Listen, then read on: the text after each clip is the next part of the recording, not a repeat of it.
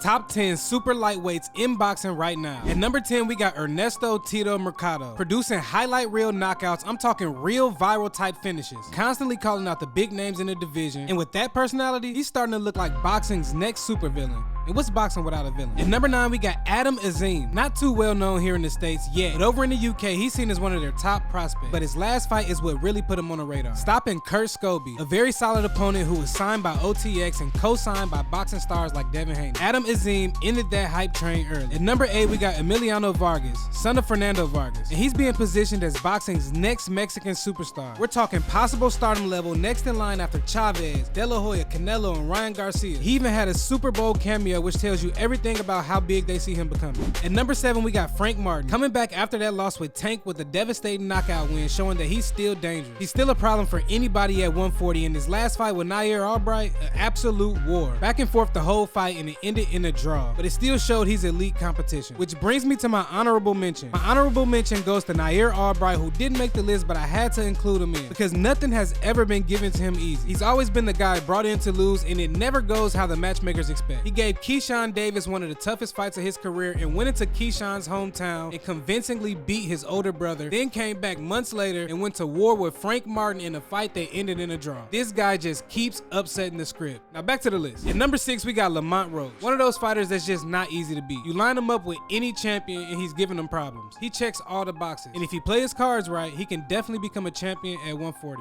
Next, at number 5, we got Dalton Smith, WBC world champion and a pure knockout artist. But really what changed everything for him was stopping Subriel Matias in the 5th round. But before that, a lot of people labeled him as a British level talent. But after that performance, he proved he's a real world level fighter. At number 4, we got Gary Antoine Russell, probably the most avoided fighter in the division, and let's be real, there's a reason for that. He's been champion longer than a lot of these guys, and nobody's really calling for his belt. And that tells you everything that you need to know about him. He's a problem. At number 3, we got Richardson Hitchens, IBF world champion, and another name fighters don't really call out, because he's not easy work, high IQ, and a real talker. But he knows how to back it up. Just ask George Kambosos, who went 24 rounds with Devin Haney, but got stopped in 8 by Richardson Hitchens. At number 2, we got Keyshawn Davis. He has some issues on the scale and outside the ring, but let's be honest, almost every legendary fighter had that moment where they were considered the bad guy. It's part of the story, and he stays active in the media, bringing new casual fans, which is exactly how stars are built. And at number 1, drum roll please,